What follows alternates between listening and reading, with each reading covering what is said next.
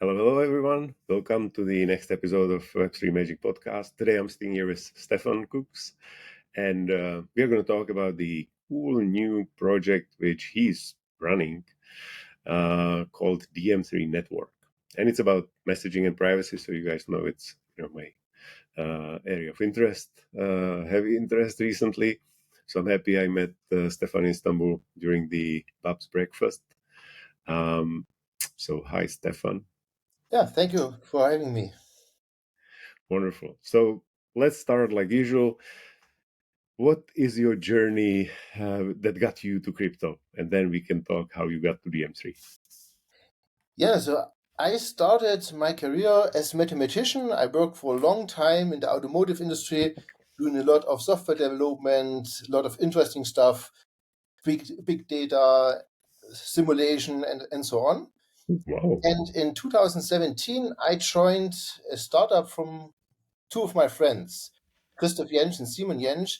So Christoph was in the very early days strongly connected to Ethereum, was chief tester of Ethereum, and then they founded Okay. Slockit, and I joined Slockit in the very beginning. Yeah, we did a lot of interesting stuff, building applications, using blockchain for IoT, working together with a lot of companies in the energy market and so on. Yeah, and in this Mm-hmm. years, yeah, we did a lot of research and development in the Web3 space. Yeah, and now we started a new company, Corpus, which is a venture studio and focused on Web3 applications. And we try to build applications which are missing building blocks in Web3 to become mainstream enabled. Okay. And so you choose which applications you build, right? Yes. So we are four founders, and we together we have a lot of ideas and a lot of interesting projects, and we decide to start what we are interested in. And after a short time, normally between 3 to 6 months, we have a MVP, and then we present it to the community and see if there is a potential and Mhm. interest in this project. If so, we continue. If not, then we start new projects. I see. I see. So maybe a little bit of digress so early on, but so do you guys fund the projects yourself, or do you use the retroactive funding like Gitcoin and Yeah, both of it. So in the both of it? beginning, when we start projects in our venture studio, we fund it completely by ourselves so that we are Mm-hmm. completely independent. So we don't need anyone to fund these projects. But after a Okay. while, when we see that there is a potential, then we build companies or organizations. So we have a lot of different models already tested. But we have Mm-hmm. some projects which became commercial companies, for profit companies. We have also projects like DM3, which are becoming non-profit Mm-hmm. organizations and public goods. Yeah, and it depends really on the project. What is the best solution to bring it to life Okay. in their own company or organization? Okay. Very cool. And And so when how we start long? when we start with these organizations or companies, then of course we also get or try to get funding from outside so that Mhm. others can join these projects, investors, VCs, and also in the public goods area when we also are looking for grants to Right. support Okay. these projects. That makes sense. So how old is the venture studio you said? The venture studio was founded at the beginning of 22, so it's Okay. a little New. bit more than 2 years now. Nice, nice. Basically new. Pretty cool. Okay. So now take us to the journey to DM3. How it started, why exactly the protocol? There are other like messaging protocols, right? Now, let me start from the very beginning. So, actually, it is one of the projects we started in the very first days of our venture studio. Mhm. The event which brought us to the point that we should start such a project was we tried to get some ENS names. So, we found these ENS names, they are not used, and we wanted to have them. So, we tried in OpenSea to contact these people, but it was almost impossible to send messages to these people. And then we said, normally in our space, in Web3 space, we have the keys. It should be very easy to build a solution to send an encrypted message to anyone where I have the address. So this was actually the begin of the DM3's journey. We started to build, in the beginning, an email-like client. Then we switched a little bit more to messaging so that we could use our keys from the wallet to create our communication keys, and with this have the ability to send encrypted messages to any other wallet or address. Mhm. So it took about 5 to 6 months to build a prototype to show that it works. And then we presented it to the public, and the feedback was really strong. So not so much on the messaging solution. This was only a prototype, but more on the protocol. And Mhm. we got a lot of feedback, especially from the ENS community. And with this feedback, we start working on the protocol. So that our main focus is not to build another messenger. We Mhm. have a reference implementation to show that everything works as we have defined it. But our focus now is especially on the protocol side.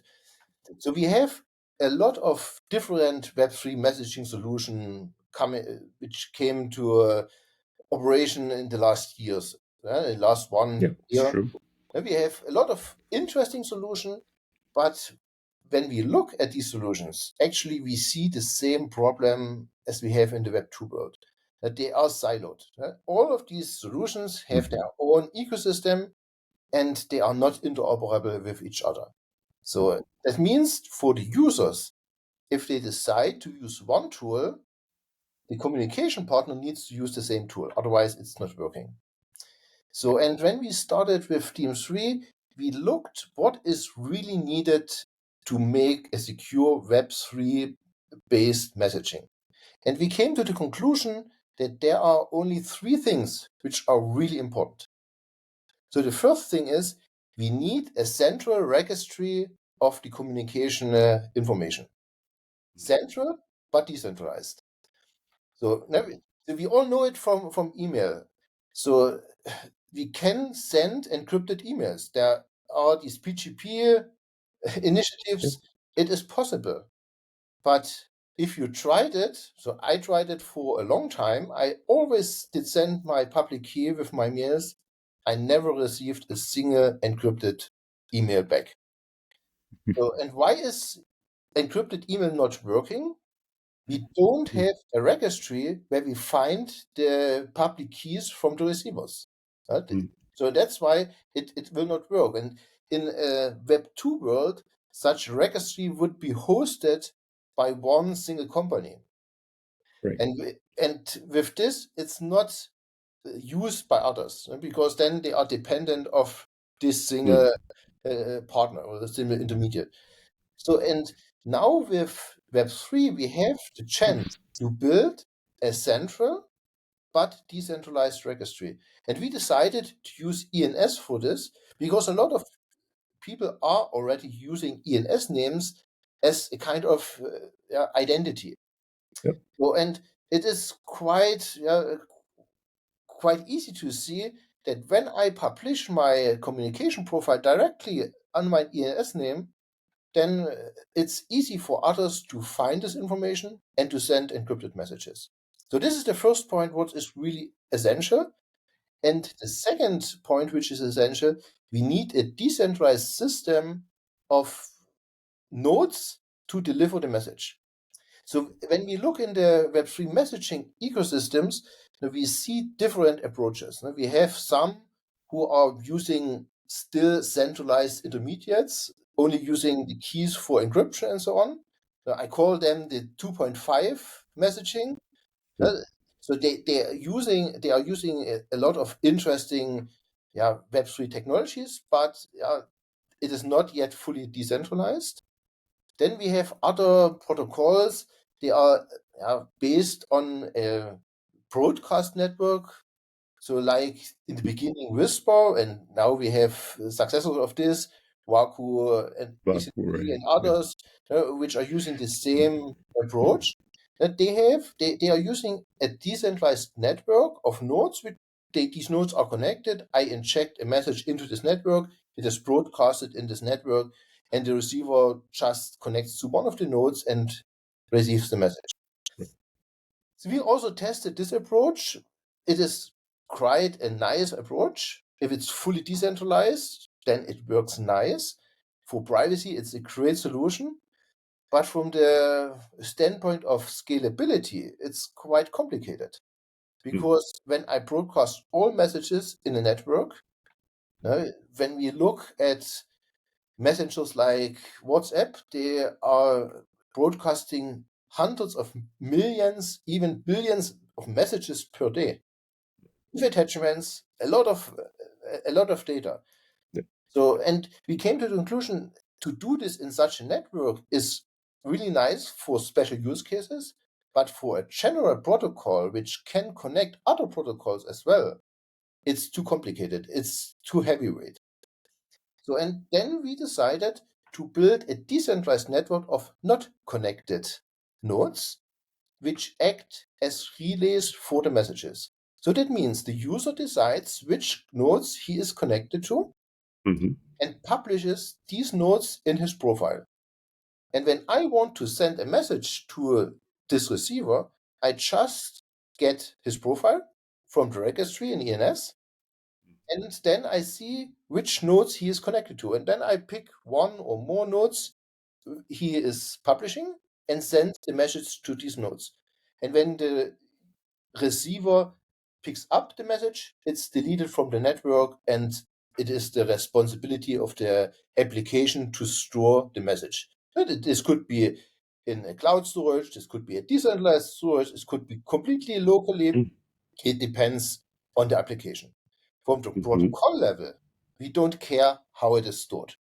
We It's only, basically like ephemeral messages on protocol level. yeah. So the base protocol from DM3 is only for transmitting messages. How can I transmit messages? Gotcha. And the third point, which is important, is interoperability. So we have already a lot of interesting applications. And to be honest, it is not meaningful to try to replace all these protocols and solutions. So this will not work. And that's why we were looking, how can we build such a, we call it layer 0 messaging protocol, which can connect all these protocols in an easy and simple way. And with this delivery service relay approach, it is quite easy possible. These other solutions, they can operate delivery services, and these services receive the messages which are meant for this network and then inject the messages into the other network. And with this, it's very easy to use such delivery services as gateways to any other solution. This could be decentralized solutions like broadcast networks. I have some delivery services which are connected to these networks. These could be also centralized applications. So Web2 messengers can also be integrated very easily. They just need to operate some delivery services to receive the messages and then inject these messages into their own solution. And with this, we did build a very lean base protocol for messaging, DM3. And on top of this, we also are developing a lot of extensions for other things which might be needed in the messaging world. The base protocol is peer-to-peer messaging only, but then we have extensions for more privacy, for group chat, for public feeds, and so on. A lot of different extensions which can be used, but are only extensions to the very lean base protocol. That's super interesting, actually, because, as you said, there is a flood of applications now on different chains, different levels of chains, and sometimes it's just confusing to put it all together and know where you are messaging whom. Yeah, so you mentioned one important thing, and this is a question we are asked a lot of times. So we are focusing on ENS as the central registry, but there are a lot of other EVM chains or even layer 2s or even other chains. So, and how can they be integrated into DM3? And for this, we also have a very interesting and well-working solution. So we did a lot of development in solvers which can connect other data sources to ENS. And with these resolvers, we can, for instance, add all layer 2s which are connected to Ethereum, so that the storage of the information is not on layer 1, which might be quite expensive, but on any other on any other layer 2 like Optimism or other layer 2s. We also can integrate other chains. So for instance, at the moment we are working with Gnosis, so that the Gnosis name service is connected also using these resolvers to ENS, so that all the information which is on this other name service is then linked as well to a subdomain in ENS. And with this, we have this one source of information. We have these ENS names and subdomains which have all this information, but the information could be stored on any other chain as well. So that means to integrate another chain, another solution, maybe also a centralized service is very easy. Just the information, the registry information needs to be linked to a subdomain of ENS. And then we have a top-level alias system where we can store the information which top level is connected to which subdomain in ENS.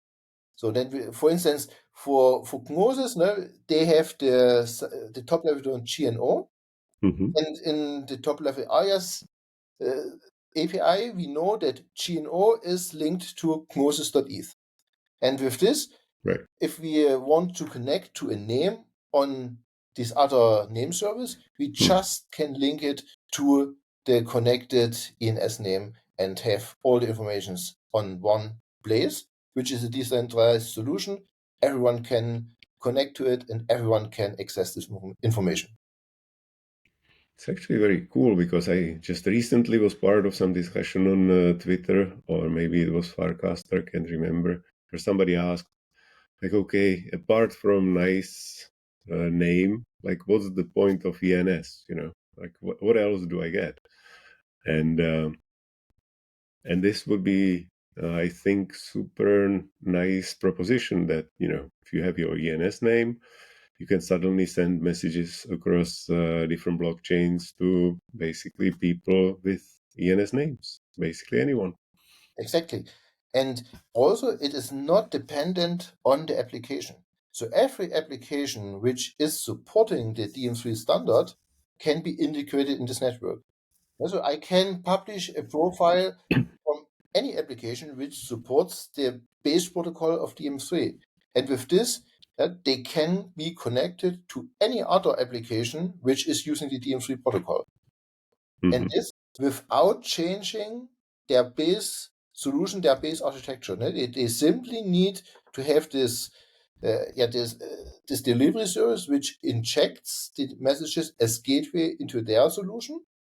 And then we have an encoding which provides all the decryption and decoding algorithms which are needed to encode the DM3 message. And same way, when they send a message, then they use the encoder, the DM3 encoder, and then send it over their delivery service or directly to the delivery service of the receiver and can inject the message to any other DM3 compatible application. I see. So would that, from what you said, it would be possible to integrate centralized email service which would work with the ENS name, right? Yes. Okay. So technically, you could, every communication system can you integrate into the DM3 network by providing a registry so that we know how to deliver the message and how to encrypt the messages.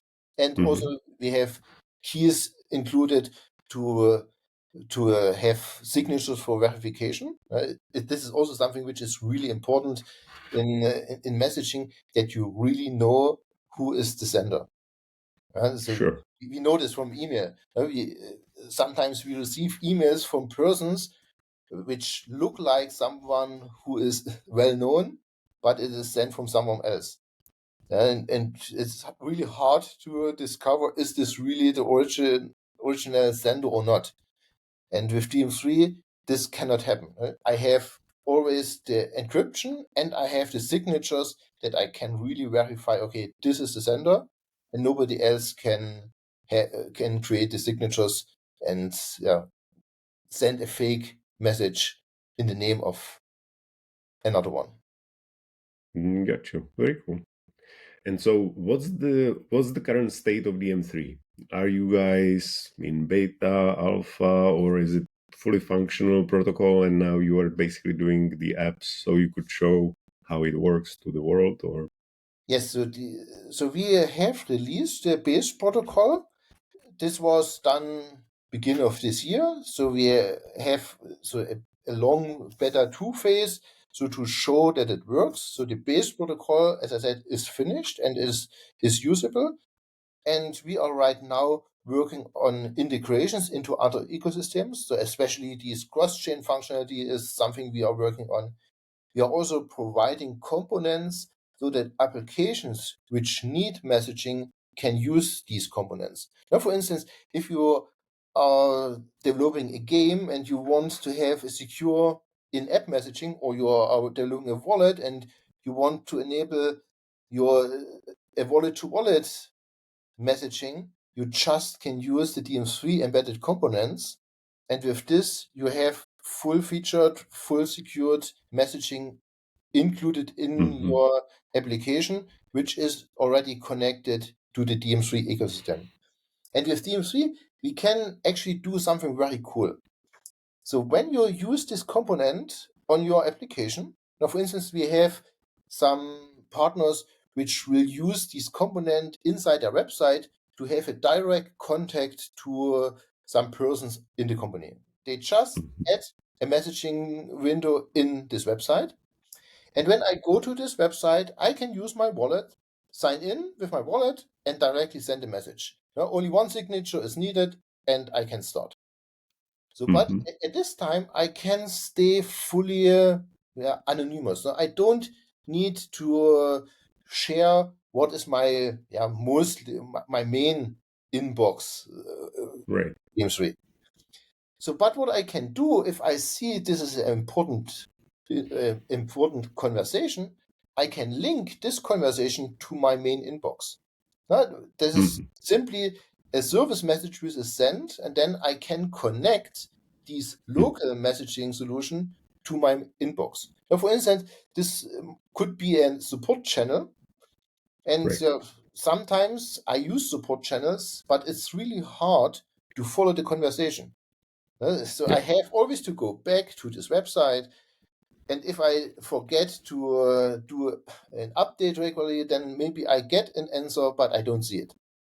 Right. So, and with DM3, it would be very easy to say, okay, this is an important information or the important conversation. I link it to my inbox. And then it is mirrored automatically to my inbox. And then when I receive a message in this external application, I have it as well in my inbox. And completely independent what DM3 compatible app I'm using. It doesn't need to be our DM3 messenger. It could be any other messenger which is DM3 compatible, because it is completely based on the base protocol of DM3. And with this, it's very easy to include messaging solutions into other applications and link it to the main inbox. And with this, people are in full control of their conversations, and they don't need to remember what sites I have to visit again to maybe collect some informations, which Right. could be Right. interesting. Gotcha. It sounds great. So it should spread like wildfire.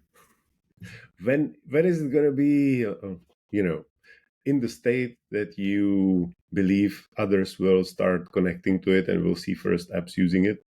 So actually, at the moment, we are working with a lot of ecosystems to integrate these cross-chain functionality so that they are enabled to use their networks to connect it to DM3. We are also working with several applications which will use these components to integrate it in their applications. And we also started an initiative, we call it a Messaging Interoperability Initiative, which means we are connecting to all Web3 messaging solutions. All is a big word, to a lot of them. And everyone is, of course, invited to join. And we are discussing with them what is the need in their point of view so that they can join this initiative and may become interoperable in the future. Yeah, of course, it's a long way. A lot of the Web3 messaging teams are very small teams, to be honest.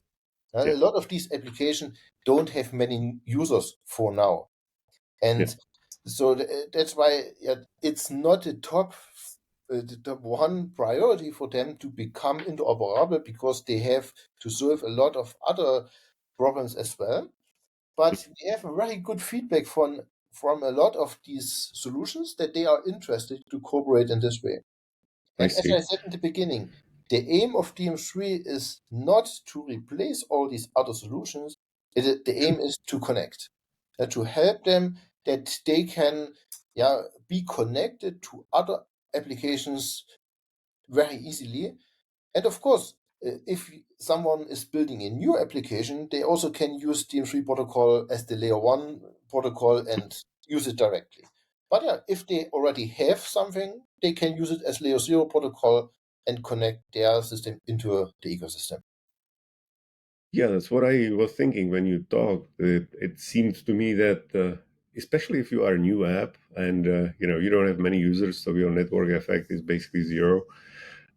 Connecting to something like DM3, which might have already ecosystem of people using it, might be very beneficial for you, and it might kind of help you. It might help DM3, of course, because you bring something new, probably, Mhm. ideally, and it may help you because DM3 can bring some potential users. Is there a way? So I know that we talked about messaging and stuff, but it looks a lot like the attempts for decentralized social media, right? Would it be possible to connect my messaging from, say, Farcaster to DM3? Yes, actually, there is a protocol extension we are building. It is not yet implemented, so we are working on the specification of this.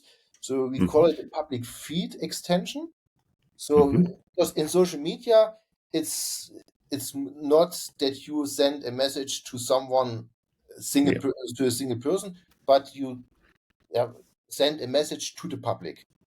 And the DM3 public feed extension is exactly this, so that I can publish messages which Mm-hmm. are shown in other applications. And so, as I said, we are working on the specification on this of this at the moment. And then, yes, this should be, of course, connected to other Web3 social media applications, connected to Lens, connected to Farcaster, and so on. So that people can publish content, and then it is it is published in these social media applications. Mm-hmm. Mm-hmm. Okay. Oh, wonderful.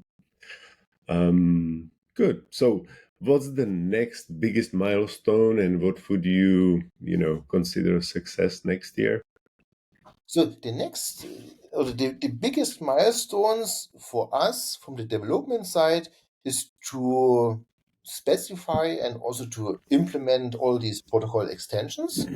But in the same priority is also the integrations in other systems. Now, we Mm-hmm. right now are working together with several ecosystems to connect them to the DM3 world.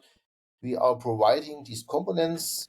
Actually, it's a good time to talk about this right now because this week we will publish the new components, the new user interface components, which can be used in other applications as well. Mhm. So, and yeah, with this, it is easy for, as I said, for other applications to use it. And yeah, so one of our goals is now to to provide these solutions so that other applications can use it, and Right. also to increase our interoperability initiative so that we find and build connections to other networks, to other messaging services, and so on. So, what's the timeline on some announcements of cross-chain compatibility? So as soon as the Gnosis Possible. the Gnosis name services, the GNO domains will be available. This will be in some weeks. There will be also the connection to the DM3 network available. So this will Okay. be the First. first cross-chain application which is available. Yeah, we are working on other networks as well. Sure. So Gotcha. this will be the next big The step first. in the next weeks. Okay. So it doesn't. You say next weeks doesn't mean before New Year's or next year. It depends when Gnosis is starting their name server. Okay. Got you. So No we worries. are almost ready for this. I see. I see. Got you. And how big is the team now? So right now we are 6 persons in the team. So 6 persons directly working on DM3. The one good thing of the venture studio is that we also have some shared resources. Sure. So we are, even if we are now our own company or own organization, we also can share some services from the venture studio, which makes it easier to start a new company. So I Absolutely. don't need a person for all things. I only have developers and community people directly in the team, and all the other things we have the shared services from the Sure. venture studio. Neat. Very neat. So yeah, just a little advertising for possible future. I hope I'm going to talk with one more project from the venture studio Stefan is part of, but we'll see about that. Is there anything else you would like to advertise before Christmas? Yeah, I want to invite everyone who is working with messaging to get in contact with us if we not already are in contact, and to see how DM3 can be useful for their product. DM3 is a public good. We publish everything in the DM3 network as open source, so everyone can use Okay. it, everyone can participate, and we don't want to set or to define all things on ourselves. Now we want to connect to the community, and we are doing this already, and see what is needed and how we need to build the DM3 protocol that all participants have the biggest benefit out of it. Cool. Great. So I assume we'll exchange links, and we'll include the links to the M3 protocol and your community and stuff like that in the show notes. And thank you very much for taking the time. I knew that the M3 is going to be a very cool thing, so it sounds even better than I remember it from the breakfast. It was great having you. Yeah, thank you very much. It was nice to be Thank here you. to talk about this interesting topic. I am sure we'll hear more about this very soon.